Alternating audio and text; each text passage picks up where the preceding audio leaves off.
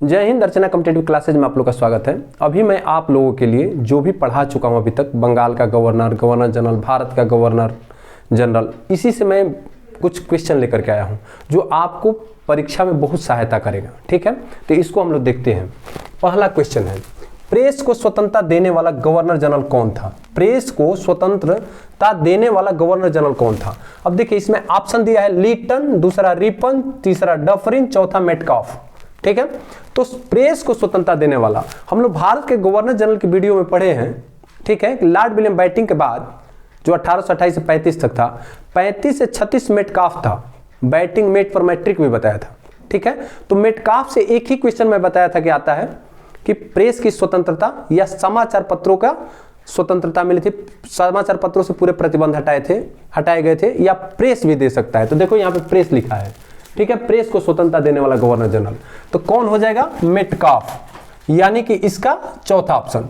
अब दूसरा क्वेश्चन, भारतीय सिविल सेवा किसके काल में प्रारंभ हुई? भारतीय सिविल सेवा किसके काल में प्रारंभ हुई? ऑप्शन पहला लॉर्ड डलहौजी, दूसरा लॉर्ड लीटन, तीसरा वारेन हेस्टिंग, चौथा लॉर्ड कॉर्नवालिस। ठीक है, अब सिविल सेवा के बारे में इसका भी मैं पढ़ा चुका हूं, बंगाल का गवर्नर और गवर्नर जनरल। उस वीडियो को आप लोग देख लीजिएगा, मैं लिंक में दे दूंगा। तो सिविल सेवा का जनक किसे कहा जाता था? लॉर्ड कॉर्नवालिस को। तो कौन होगा? सिविल सेवा किसके काल में प्रारंभ हुई? लॉर्ड कॉर्नवालिस, चौथा ऑप्शन दूसरा क्वेश्चन का। अब तीसरा क्वेश्चन, सर्वप्रथम रेल सेवा का प्रारंभ किसके काल में हुआ? सर्वप्रथम रेल सेवा का प्रारंभ किसके काल में हुआ? ऑप्शन पहला विलियम बेंटिंक, दूसरा लॉर्ड कॉर्नवालिस, कॉर्नवालिस दिया हुआ है, उसके बाद डलहौजी, उसके बाद मैकाले। ये बोला है सर्वप्रथम रेल सेवा का प्रारंभ। अब देखिए, हम लोगों ने भारत के गवर्नर जनरल में पढ़ा है, ठीक है, कि लॉर्ड डलहौजी के समय में रेल, उसके बाद से फिर विद्युत तार जिसे टेलीग्राफ बोलते थे, और उसके बाद से फिर आपका डाक। तो रेल का पूछ रहा है, सर्वप्रथम रेल सेवा का प्रारंभ किसके काल में हुआ? तो किसके काल में हो जाएगा? तीसरा ऑप्शन हो जाएगा, क्योंकि विलियम बेंटिंक था नहीं, कॉर्नवालिस, लॉर्ड डलहौजी। ये डलहौजी के समय में हुआ था, इसको हम लोग पढ़ चुके हैं। अब चौथा क्वेश्चन है, भू राजस्व का अस्थायी प्रबंध सर्वप्रथम किस ब्रिटिश शासक ने लागू किया? किस ब्रिटिश शासक ने भू राजस्व का स्थायी प्रबंध सर्वप्रथम किस ब्रिटिश शासक ने लागू किया? ऑप्शन वारेन हेस्टिंग, दूसरा लॉर्ड कॉर्नवालिस, तीसरा लॉर्ड हेस्टिंग, चौथा विलियम बेंटिंक। देखिए, ऐसे ही क्वेश्चन देता है और ऑप्शन ऐसा सटीक देगा कि पता ही नहीं चलता है, आदमी एकदम कंफ्यूज हो जाता है। ठीक है, जब तक आप विधिवत नहीं पढ़ेंगे। ठीक है, इसीलिए मैं बोलता हूं कि फैक्ट को पढ़िए और सबको विधिवत पढ़िए। मैं पूरा फैक्ट बता भी चुका हूं।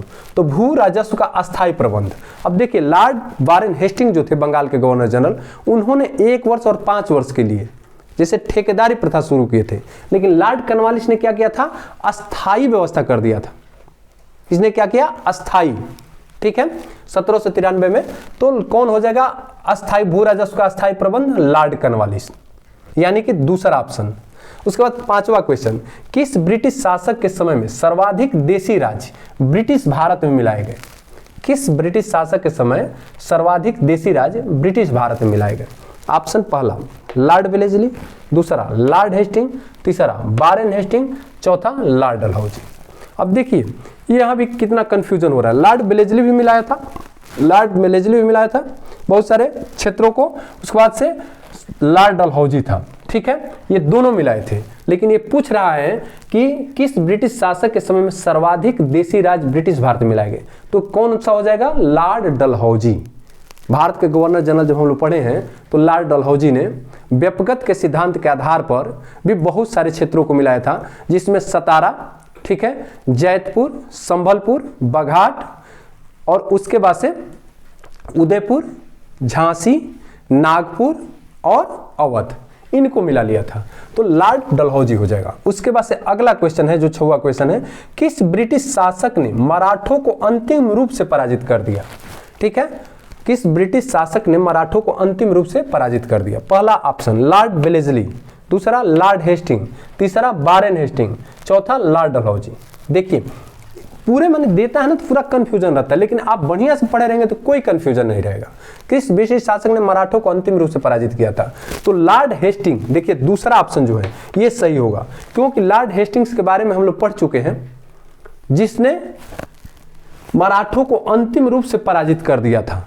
ठीक है, आंग्ल नेपाल युद्ध इसके समय में हुई थी, जिसमें अमर सिंह थापा पराजित हुआ था और उस सगौली की संधि भी हुई थी। उसके बाद से इसने पिंडारियों का दमन किया और मराठों का भी दमन किया।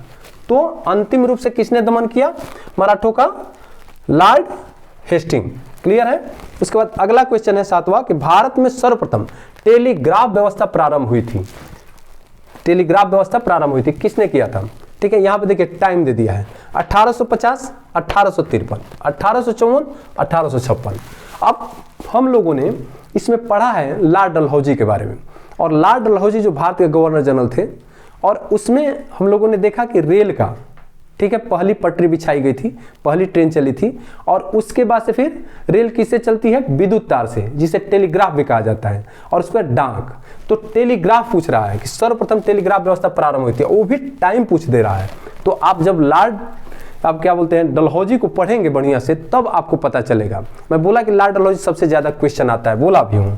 तो देखिए 1854 में, क्योंकि वह 56 तक रहा था, 1854 में टेलीग्राफ व्यवस्था किया था। ठीक है, 1853 में रेलवे लाइन बिछाई गई थी, और 1854 में टेलीग्राफ व्यवस्था, जिसे तार भेजा जाता था, कोई संदेश भेजा जाता था। उसके बाद से देखिए विधवा पुनर्विवाह अधिनियम किस गवर्नर जनरल के काल में पारित हुआ था? विधवा पुनर्विवाह अधिनियम किस गवर्नर जनरल के काल में पारित हुआ था? पहला ऑप्शन बैटिंग, दूसरा लॉर्ड डलहौजी, तीसरा लॉर्ड कैनिंग। तो यहाँ पे दिया है बैटिक, डलहौजी, कैनिंग, लॉरेंस। ठीक है, अब बोल रहा है कि विधवा पुनर्विवाह। देखिए विधवा पुनर्विवाह हम लोग भारत के गवर्नर जनरल वाले वीडियो में पढ़ चुके हैं। ठीक है, उसको बढ़िया सब लोग पढ़ लीजिएगा, मैं लिंक दे दूंगा। तो उसमें जो विधवा पुनर्विवाह अधिनियम था, जो भारत का अंतिम गवर्नर जनरल था लॉर्ड कैनिंग, जिसका मैं ट्रिक भी बताया था भारत के गवर्नर जनरल का, कि बैटिंग मेट पर आ एलन बरो हार्डिंग डलहौजी के।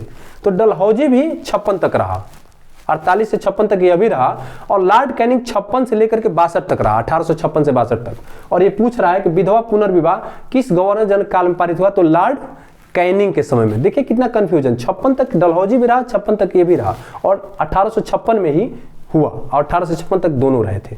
तो 1800 में कैनिंग के समय में हुआ था, जो ठीक है, जो अंतिम गवर्नर जनरल और प्रथम वायसराय था। तो ये हो गया विधवा पुनर्विवाह वाला। उसके बाद से क्वेश्चन है किस ब्रिटिश शासक के काल में औपचारिक रूप से शिक्षा अंग्रेजी माध्यम से आरंभ की गई थी? किस ब्रिटिश शासक के काल में औपचारिक रूप से शिक्षा अंग्रेजी माध्यम से आरंभ की गई थी? पहला ऑप्शन लॉर्ड हेस्टिंग, दूसरा विलियम बैटिंग, तीसरा लॉर्ड डलहौजी, और चौथा लॉर्ड कैनिंग। देखिए लॉर्ड डलहौजी के समय में वुड का डिस्पैच नियम आया था, वुड का डिस्पैच नियम। ठीक है, लेकिन जो लॉर्ड विलियम बैटिंग था, इसके समय में 7 मार्च 1835 को एक प्रस्ताव द्वारा अंग्रेजी को भारत में उच्च शिक्षा का माध्यम बनाया था। 1835 में कौन था? Lord William batting. 28 से लेकर के और 35 तक रहे, तो कौन हो जाएगा? William batting. इन्हीं के समय में पूछ रहा है किस ब्रिटिश काल के में औपचारिक रूप से शिक्षा अंग्रेजी माध्यम से आरंभ की गई? तो लॉर्ड विलियम बैटिंग के समय में, यानी विलियम बैटिंग के समय में। दूसरा ऑप्शन सही होगा। और इस तरह से पूरे क्वेश्चन आप लोग का क्लियर हुआ। धन्यवाद।